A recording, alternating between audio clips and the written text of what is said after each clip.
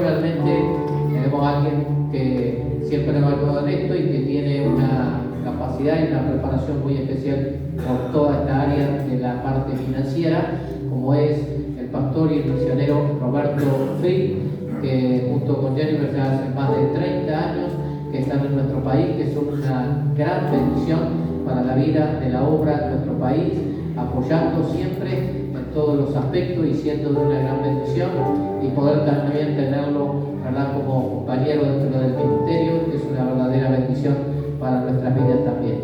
Así que doy 12 pasos para que el pastor misionero Roberto Fried, él va a estar compartiendo con nosotros salud financiera, entonces la parte saludable, la parte de la finanza. La recibimos entonces, misionero. Gracias, Roberto, por estar con nosotros. Un aplauso en esta mañana.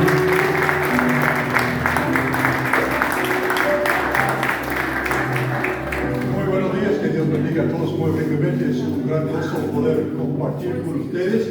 Estoy muy agradecido por el horario en que estoy hablando, porque antes del almuerzo la gente está despierta. Después del almuerzo todo el mundo se duerme, así que es mucho mejor hablar antes del almuerzo. Bueno, estamos hablando, como dice Daniel, sobre una economía saludable. Y estamos hablando principalmente sobre una economía saludable personal. Y vamos a ver que hay algunos comentarios que serán dirigidos exclusivamente hacia los pastores, pero la gran mayoría de lo que vamos a decir se aplica a todo el mundo. Hablando de los pastores, a través de los años he hablado con pastores que dicen que no quieren hablar sobre el dinero en la iglesia porque dicen que es un tema demasiado personal y no deberíamos hablar sobre el tema. Pero la verdad es que si nosotros no hablamos sobre una economía saludable, una economía sana en la iglesia, nosotros estamos robando a nuestros congregantes de la posibilidad de ser prosperados por Dios. Y estamos robando a la iglesia de la posibilidad de ser bendecida de parte de Dios. En lo personal me encanta hablar de dinero, y un motivo es que es bien bíblico. Cuando nosotros vamos a la Biblia vemos que Jesús habló más de dinero que habló del cielo o del infierno. Y de las 39 parábolas que Jesús contó, 11 tenían que ver con el dinero.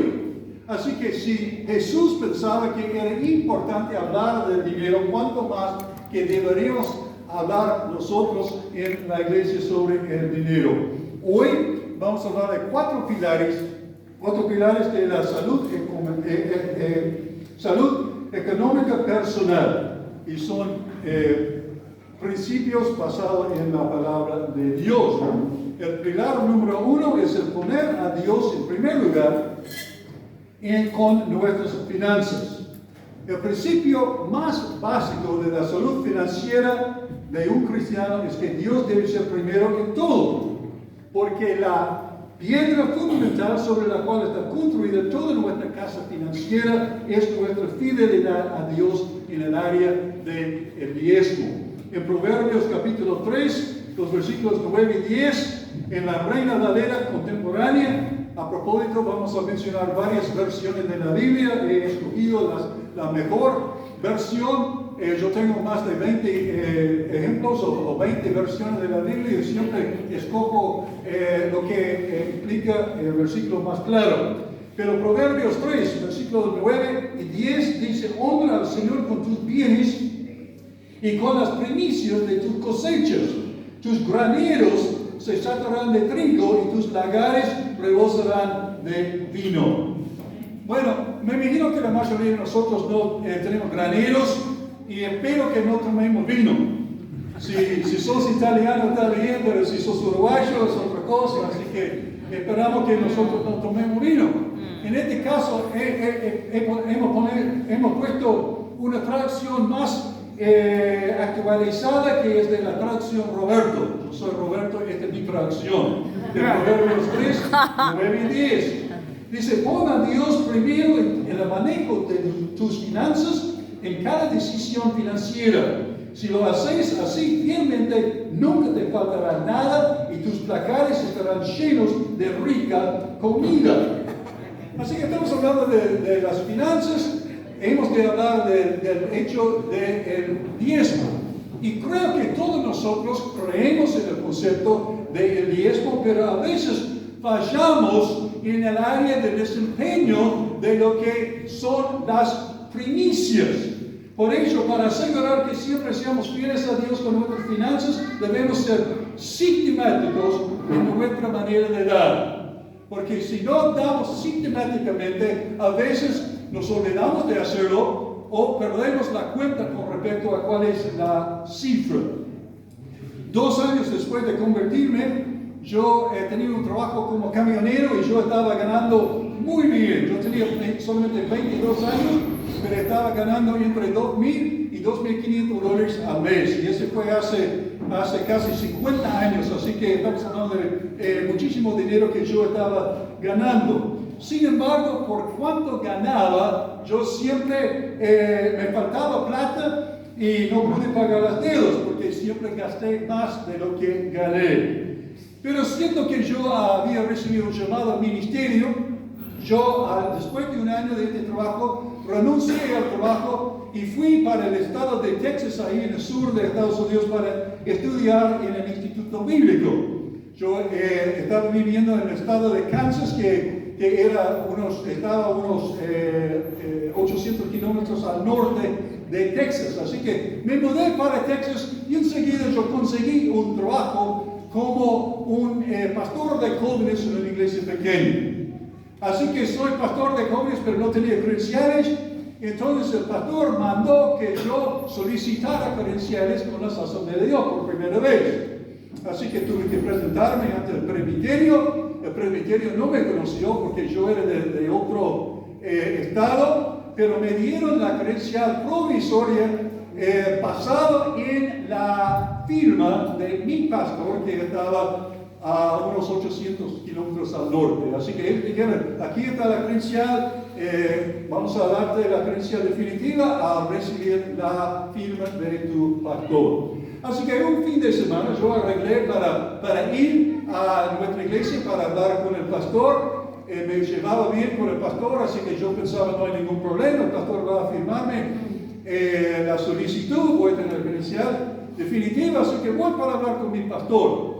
Me presenté diciendo, yo tengo una solicitud que quiero que tú firmes, porque yo quiero tener credenciales con las Asambleas de Dios. Él dice, bueno, me alegra tanto el hecho de que quieres tener credenciales, así que con mucho gusto estoy dispuesto a firmar la solicitud. Pero hay 2 cosas que tengo que chequear primero. Primero, quiero confirmar tu asistencia a la iglesia. Yo pensaba, la asistencia es una paga, porque cada vez que la puerta está abierta, yo estoy, así que no tengo ningún problema con la asistencia. La asistencia no hay ningún problema. Él dice, la otra cosa es la fidelidad en el área de los diezmos. Yo pensaba, bueno, tengo que pensar, yo sé que he dado a la iglesia, pero no sé cuánto era, porque realmente no había nada sistemáticamente, no estaba dando sistemáticamente. Así que fuimos a la oficina de la iglesia, él abre el archivador y está buscando el archivo Roberto Free, aquí está. Y lo abre y dice, ¿qué cosa? Yo dije, ¿qué cosa? Él dice, es interesante. ¿Qué es interesante? El pastor dice, Roberto dice que el año pasado diste solamente $25 a la iglesia. Yo le dije, no, pastor, es un error. Yo había ganado casi $25,000 en este año y el pastor me dice que yo había dado $25 a la iglesia. Imposible. Él dice, no hay ningún problema. Muéstrame los comprobantes de lo que ha pagado, que has recibido de la iglesia y de ahí yo lo apruebo la solicitud. Yo sabía que no había comprobantes porque en realidad yo había ganado $25,000 en un año y había dado $25 a Dios. El pastor dice, bueno, lamento el hecho de que no pueda firmar la solicitud, pero te digo lo que estoy comprometido con hacer. Si puedes mostrarme una una fidelidad en pagar los diezmos a través de 6 meses. A los 6 meses yo firmo la solicitud. Yo estaba tan deprimido porque yo tenía que regresar al estado de Texas y hablar con el pastor con quien estaba hablando, decirle que yo no podía tener la credencial porque yo no había sido fiel con Dios. A lo peor tenía que presentarme nuevamente ante el santo presbiterio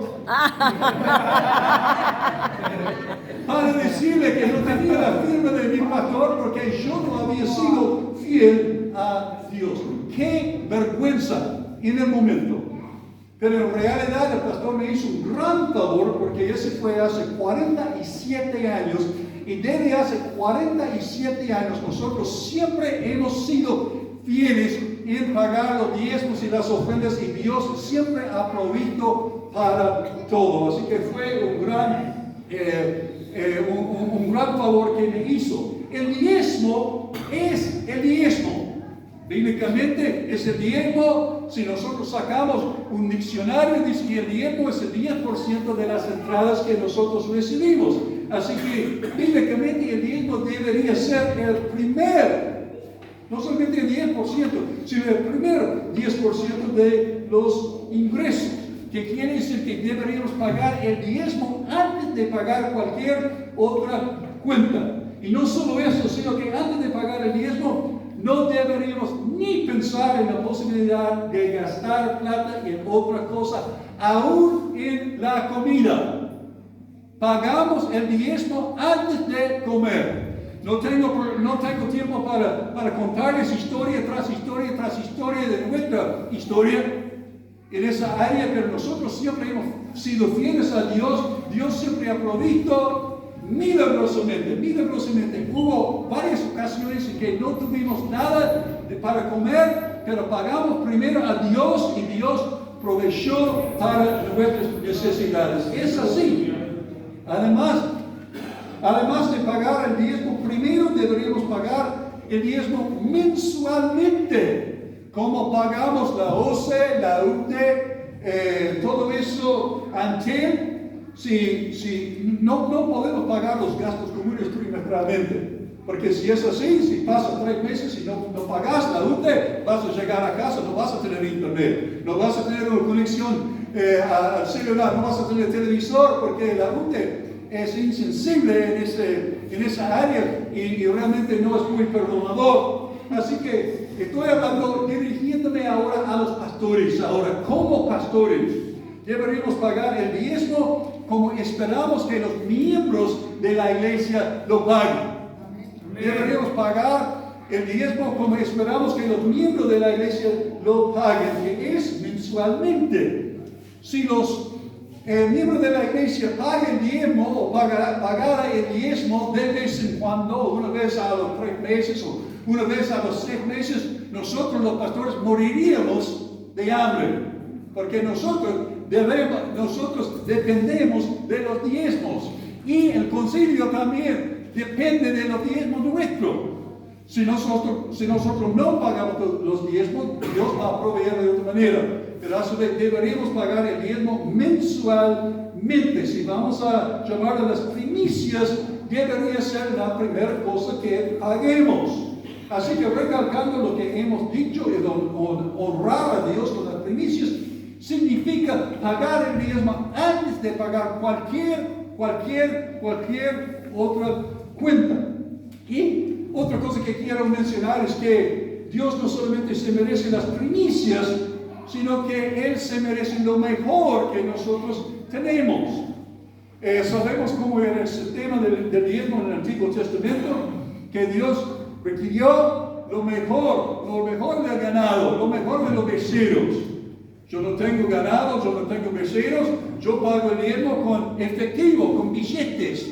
Y aunque parezca ser una locura, cuando yo pago nuestro diezmo, yo elijo entre los billetes, los mejores billetes, porque Dios se merece lo mejor que nosotros tenemos. Y yo no estoy dispuesto a entregar a Dios un billete roto, un billete sucio o algo así, a menos que sea el único billete que tenga. Así que el pilar número 1 de nuestra casa financiera es el diezmo. Y si no hemos sido fieles en el diezmo, podemos olvidarnos de ser bendecidos de parte de Dios. No es lo que yo digo, es lo que dice la palabra de Dios. El pilar número 2 es ser responsable con nuestras deudas. Hay personas que piensan que los cristianos no deberían incurrir en deudas.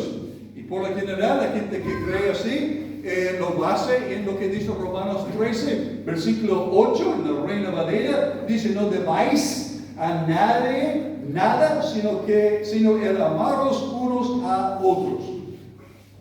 Suena romántico, pero en la práctica, en la realidad, no es muy práctico. Porque la mayoría de nosotros necesitamos un préstamo de vez en cuando. ¿Cuántos de nosotros podríamos comprar una casa sin pagar con cuotas? Y la mayoría de nosotros, a menos que sea un auto bien barato, ¿cuántos de nosotros podríamos comprar un auto sin pagar con facilidades? Así que hay personas que pueden, pero la mayoría de la gente, cuando estamos hablando de compras mayores, y necesito que nosotros paguemos con facilidades. Así que dice eso la Reina Valera otra vez: no debáis a nadie nada. Otra versión, la nueva versión internacional lo dice de esta manera, es un poco más entendible. Dice: no tengan deudas pendientes. No tengan deudas pendientes con nadie, a no ser la de amarse unos a otros. Así que la pregunta ¿es bíblico tener deudas?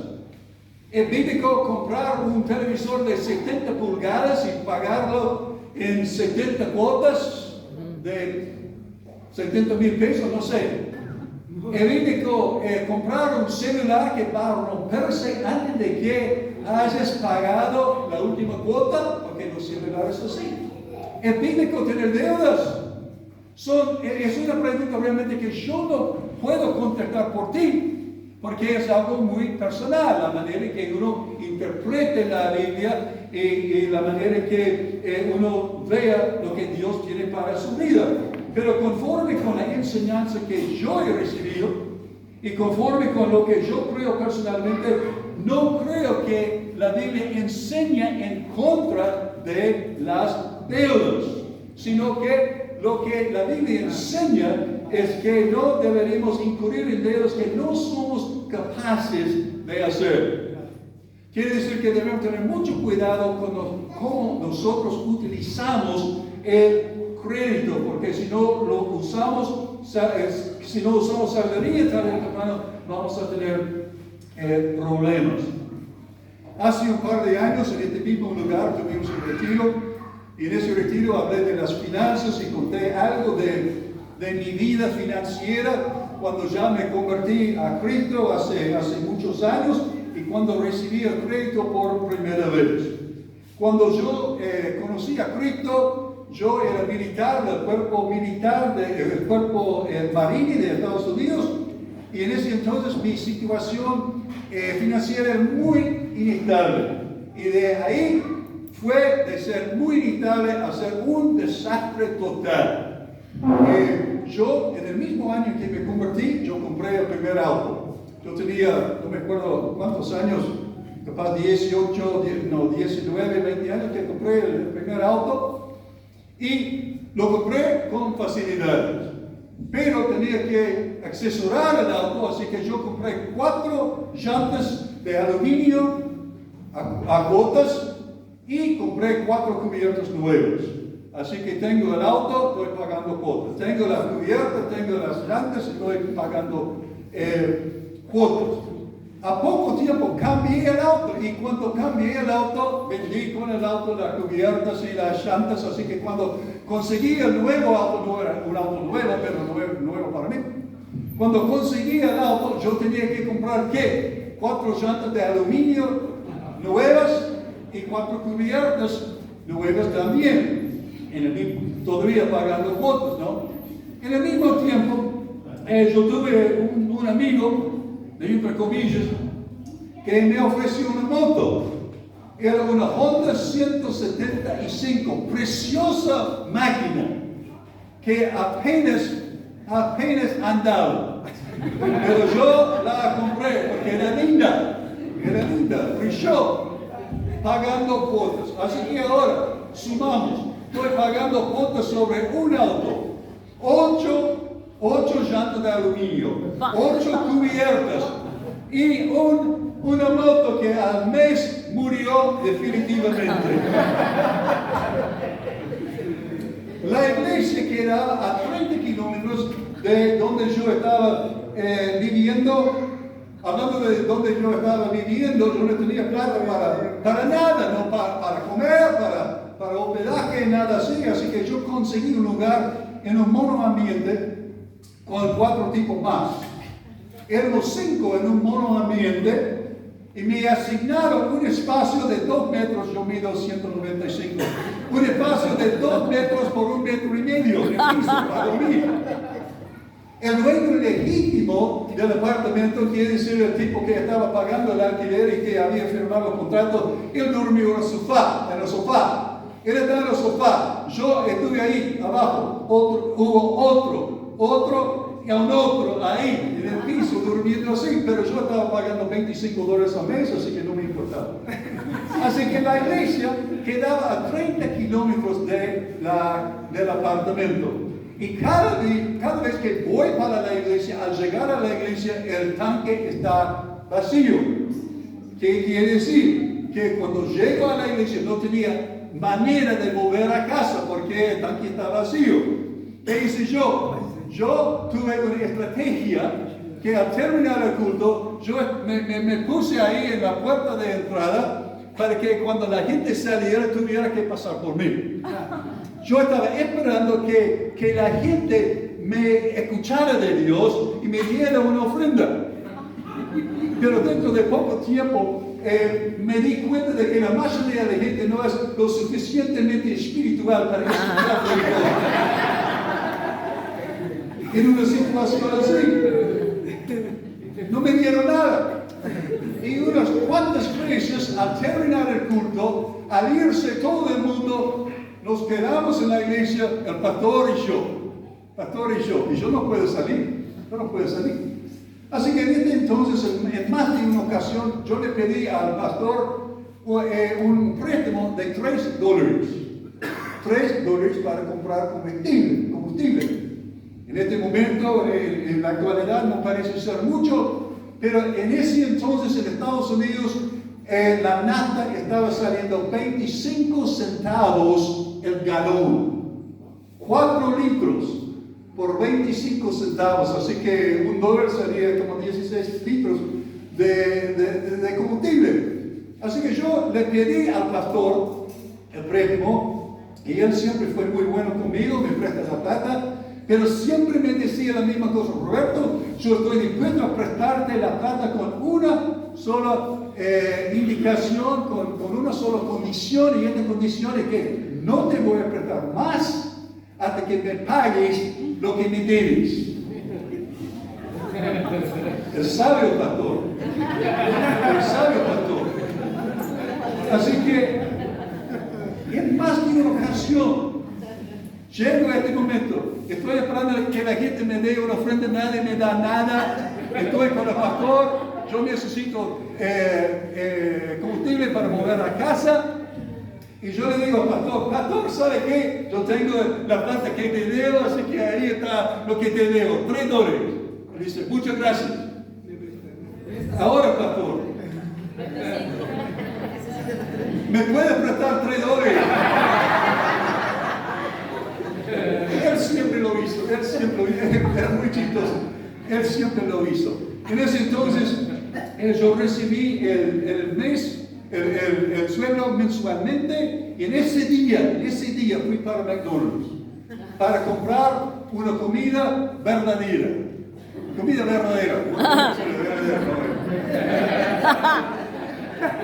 Porque todo el resto del mes yo dependía de 2 cosas para comer. Yo había inventado una hamburguesa fingida que contaba de 2 panes, el pan era muy barato en ese tiempo, 2 panes, mostaza, me encanta la mostaza, yo sé que a los uruguayos no les gusta, pero a mí me encanta la mostaza y el ketchup. Así que 2 panes, mostaza y ketchup, y tenía sabor de una hamburguesa. A veces digo que era una hamburguesa definida. El postre es siempre lo mismo. Un pan, manteca que era barata, azúcar que era barata en ese entonces, y ese fue el postre. Como 29 días en el mes estoy comiendo eso, y el día 30 estoy en McDonald's, porque mi economía era así. $3 era la diferencia entre la vida y la muerte para mí en ese entonces. ¿Por qué? Porque yo no le había honrado a Dios con las primicias en primer lugar, y en segundo lugar yo no había usado sabiduría con respecto al uso del crédito. Proverbios 22, versículo 7 dice: los deudores son esclavos de sus acreedores. Y es verdad. Cuando nosotros debemos algo a alguien, esa persona es como un acustor que nos sigue hasta que hayamos pagado el último centésimo. Así que el pilar número 3 es vivir dentro de nuestro presupuesto.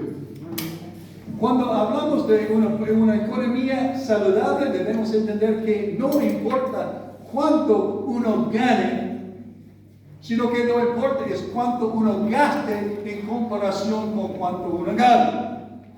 Si uno gana $1 millón y está gastando $1.050.000, tiene un déficit, es así. Así que a mi parecer, como ya he dicho, a mi parecer no es malo el uso del crédito. Lo que es incorrecto y puede llegar a ser pecaminoso es extendernos más allá de las posibilidades de pagar lo que debemos. Y una cosa que contribuye al mal manejo del crédito es el deseo de conseguir cosas que realmente no conviene comprar, por lo menos comprar en ese momento, en el momento. En el año 1988 nosotros fuimos nombrados misioneros de las Asambleas de Dios en Estados Unidos, y la primera exigencia que la misión tiene ahí es que los misioneros asisten a la escuela de misiones. ¿Cuántos de ustedes están asistiendo a la escuela de misiones? Algunos.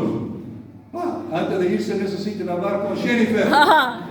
Sí, porque la escuela de misiones es una gran misión aquí en Uruguay. Pero es mucho más extenso ahí en Estados Unidos, porque la escuela de misiones lleva un mes entero. Comienza a las 8 de la mañana, los días hábiles más el día sábado, 6 días en la semana, entre las 8 de la mañana y por lo general no termina hasta la medianoche. Así que estamos hablando de algo increíble, la enseñanza que un misionero recibe ahí en Estados Unidos. Pero nosotros, con la familia, tenemos 2 hijas y nos mudamos para la santa ciudad de Enrique de Missouri por un mes para convivir con 100 familias misioneras más. Cuando llegamos ahí, estaba en un instituto bíblico, cuando llegamos al instituto bíblico y vimos la playa de estacionamiento, estaba rellena, completa, repleta de autos nuevos, de camionetas preciosas, y nosotros llegamos en un auto viejo, muy gastado. Tuve vergüenza de entrar a esta playa porque todo el mundo lo ve. ¿A quién pertenece ese auto? Qué pobre tiene ese auto, ¿no? Así que yo pensaba, bueno, si esos que son compañeros, colegas míos pueden tener un auto así, yo también me merezco tener un auto así. Así que la primera semana yo fui a un concesionario de autos, elegí una camioneta re preciosa. Tenía un precio de nada más de $500 al mes, y yo compro esta camioneta y estoy contento, re contento, porque yo tengo lo que mi hermano tiene. Ahora está bien, la vida es buena, Dios es bueno. Estuvimos ahí por un mes, y a la vuelta de la escuela de misiones a la casa, yo comencé a sacar cuentas y yo pensaba, ¿sabe qué? Yo no tengo $500 por mes. No tengo ni idea cómo vamos a pagar esta cuenta. Y nosotros estamos entrando en una gira en que íbamos a visitar a las iglesias por 18 meses usando esa camioneta. Y yo comencé a sacar cuentas y yo pensaba, cada kilómetro que marca es más devaluación de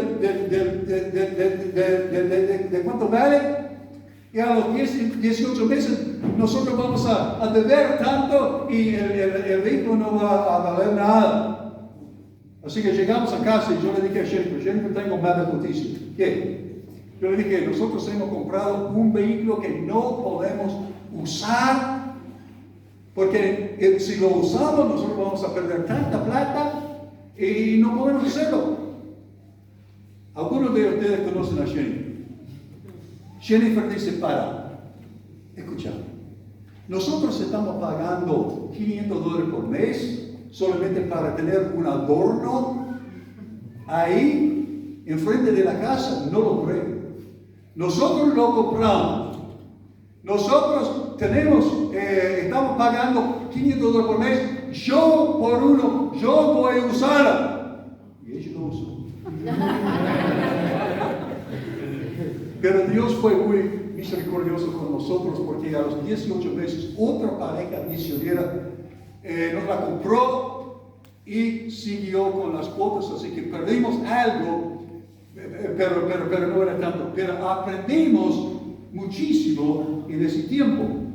En Lucas capítulo 12, versículo 15, esta es la versión Biblia al día, Jesús dice, tengan cuidado, no anden deseando desmedidamente lo que no tienen. La vida no depende de la abundancia de bienes. Amén. Si nosotros estamos viviendo dentro de nuestro presupuesto y usando sabiduría con respecto al uso de crédito, no importa si tengamos, como pastores, no es necesario que tengamos el mismo auto que tiene un miembro de nuestra iglesia. No es necesario que tengamos el mejor auto. Si nosotros estamos viviendo dentro de nuestras posibilidades de pagar las cuotas, no es necesario que tengamos lo que tiene nuestro vecino o lo que tiene otro familiar, sino que lo más importante es que vivamos dentro de las posibilidades de nuestro presupuesto y que no incurramos en deudas que no somos capaces de pagar. Entonces, si tenemos la meta de vivir dentro de nuestro presupuesto, antes de contemplar la posibilidad de hacer una compra, hay preguntas que hemos de hacer. En primer lugar, la primera pregunta ¿es absolutamente necesaria?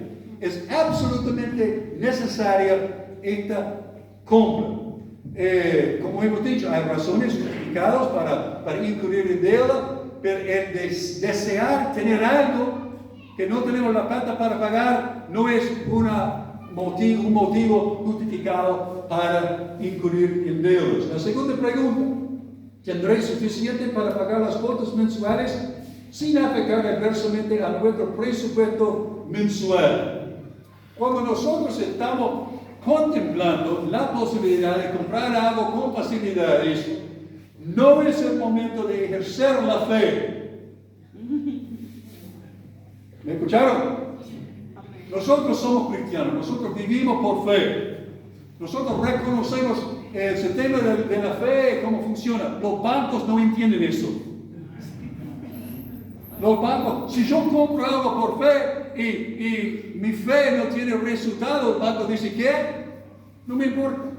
Porque ellos no reconocen este sistema. Así que no es un compromiso, no es una promesa de fe cuando nosotros firmamos el contrato. Es un contrato y hemos de pagarlo. Así que la tercera pregunta es dónde entra esta compra en el plan general de nuestras prioridades financieras. Vemos que Esaú vendió su primogénito por un plato de guiso. ¿Qué quiere decir? No deberíamos perjudicar nuestro futuro y el futuro de nuestra familia por una compra innecesaria en el día de hoy. Y la cuarta pregunta, para la gente casada, imprescindible. La cuarta pregunta, ¿está de acuerdo con la compra mi cónyuge? Si uno está casado y está contemplando la posibilidad de una compra, especialmente una compra mayor, la esposa y el esposo han de estar de acuerdo. Si no es así, es una señal del cielo. Una señal del cielo de que estás equivocado y no deberías hacerlo. Es una receta para el desastre en el matrimonio.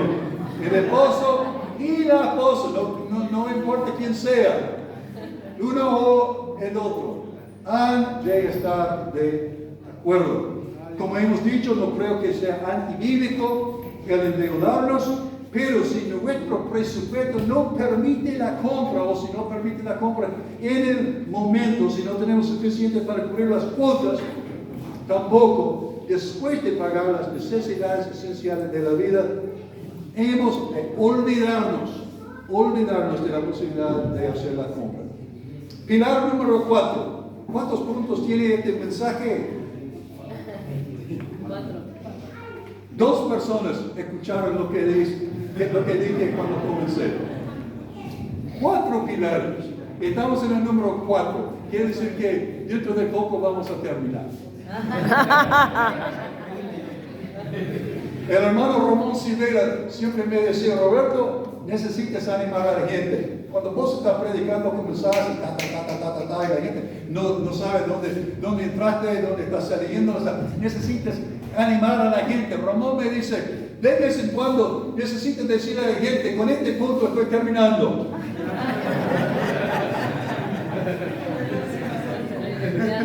Él me dice, no importa que sea así o no, pero la gente se anima. El pilar número 4, el ser generoso con nuestros recursos. El pastor Alexis habló un poco sobre eso esa noche, pero si nosotros queremos llevar una economía saludable, hemos de ser generosos con los recursos que Dios nos ha provisto. Yo he hablado con gente que dice, si yo tuviera más plata, yo sería más generoso. Pero esto es una mentira. Es mentira porque va en contra de lo que dice la palabra de Dios. Lucas capítulo 6, 36, otra vez de la versión Dios habla hoy. Dice, den, y yo digo primero, den primero a otros, y Dios les dará a ustedes subsiguientemente. Les dará en su bolsa una medida buena, apretada, sacudida y repleta. Con la misma medida con que ustedes den a otros primero, Dios les devolverá a ustedes subsiguientemente. Así que este versículo nos presenta el hecho de dar y recibir como un ciclo. Es un ciclo. Nosotros damos primero. Cuando nosotros damos, nosotros recibimos. Cuando nosotros recibimos, nosotros damos de vuelta y nosotros recibimos de vuelta. Así que el principio bíblico es que hemos de dar primero, no es lo inverso. Y además del principio bíblico de dar primero, tenemos el principio bíblico de dar generosamente. Proverbios 11, 24, 25, la versión Reina Valera dice, hay quienes reparten y les es añadido más. Hay quienes retienen más de lo que es justo, pero vienen a la pobreza. El alma generosa será prosperada, y el que saciare, él también será saciado. Amén. Una promesa que Dios nos dio a nuestra iglesia hace muchos años es que a la medida que sean de bendición, serán bendecidos. A la medida que sean de bendición, serán bendecidos. Y esta es una promesa de la palabra de Dios que nunca falla. Cuando nosotros somos generosos con Dios, Dios es generoso con nosotros. Algunos de ustedes que conocen al hermano Leonardo Capelli, que trabaja en la oficina del concilio, en el año 2003, Leonardo y yo fuimos juntos al campamento de jóvenes en Paso de los Toros. No me acuerdo quién era el evangelista, era un extranjero. Pero al terminar el mensaje, la última cosa que él dice al terminar, es que en unos minutos nosotros vamos a recibir una ofrenda. Y yo quiero que cada persona busque a Dios, pregunte a Dios, lo que Él quiere que la persona dé en la ofrenda. Y Leo lo tomó en serio, él oró, él buscó a Dios y Dios le dijo, yo quiero que des todo lo que hay en tu billetera. Lo que él tenía en la billetera era un solo billete de $50. Pero no era solamente $50, él no estaba trabajando en el concilio en ese tiempo, no estaba ganando un buen sueldo, no como en el concilio. Pero él tenía $50 para el resto del mes. Y ese fue alrededor del 12 del mes. Así que estaba hablando de toda la plata que él tenía en el mundo. No tenía ahorros, no tenía una cuenta bancaria, no tenía acciones en la bolsa ni nada así, tenía $50. Y Dios le dice, yo quiero que des $50. Leo fue obediente a la voz de Dios, a la directiva de Dios, lo que Dios le había dicho. Él en esa ofrenda dio $50, ahora el 12 del mes no tiene para nada por 18 días. Nosotros volvimos para Montevideo y de ahí Dios comenzó a obrar milagrosamente. Y Leo comenzó a recibir plata inesperada de personas que ni conocía. $40, $50, $100, creo que recibió $200. Al mes, él había sembrado $50 y al mes él había recibido más de $1,000. Gloria a Dios. Por haber sido fiel a Dios, por haber sido obediente a Dios y por haber ser generoso con Dios. Y Dios prosperó la economía de él. ¿Cómo puede ser? Realmente yo no entiendo. No entiendo cómo funciona la economía de Dios. Dios tiene su manera de pensar, yo tengo mi manera de pensar y no siempre lo mismo. Pero funciona y lo hemos probado muchas veces a través de los años. Segundo de Corintios 9:6, otra vez, acuérdense de esto, el que siembra poco cosecha, el que siembra mucho cosecha. Debemos entender que la generosidad no tiene nada que ver con cuánto uno tiene o no tiene, sino que la generosidad tiene que ver con una actitud del corazón. Para vos, una ofrenda de $200 puede ser un sacrificio. Para otro, una ofrenda de $200 no es nada, absolutamente nada. Pero sí, si tenemos el deseo de ser de bendición, Dios nos proveerá la manera de cumplir con nuestros deseos. Y cuando es así, cuando nosotros estamos dispuestos a ser de bendición, hacen dos cosas. Nosotros bendecimos a otra persona, así que otra persona está bendecida por nosotros. Y Dios nos recompensa y nosotros somos re-bendecidos de nuestra parte. La versión popular de Proverbios 11:25 dice, el que es generoso prospera, el que da a otros a sí mismo se enriquece. Así que es un principio bíblico el ser generoso. Hemos hablado ahora de las finanzas personales. ¿Qué de las finanzas de la iglesia? ¿Cómo manejamos las finanzas de la iglesia? ¿Cómo podemos tener una economía saludable en la iglesia? Tengo 4 puntos. Pilar número 1, el poner a Dios en primer lugar en nuestras finanzas. ¿Suena? Claro. Sí. Número 2, ser responsable con nuestras deudas. Pilar número 3, el vivir dentro de nuestro presupuesto. Pilar número 4, ser generoso con nuestros recursos. Si seguimos estos principios, nosotros siempre vamos a tener lo suficiente y vamos a tener un poco más para que nosotros podamos dar a otras personas. Me acuerdo hace años que el concilio tenía un lema que decía algo como nuestro mayor capital es la gente.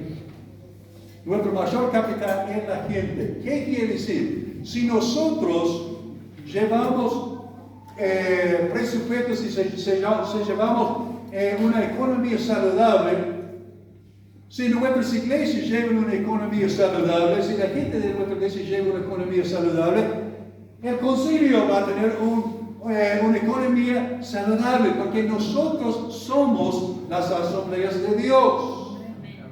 Por eso, quiero animar a cada uno de nosotros que sigamos los principios bíblicos en nuestro manejo de las finanzas. Muchísimas gracias por el tiempo.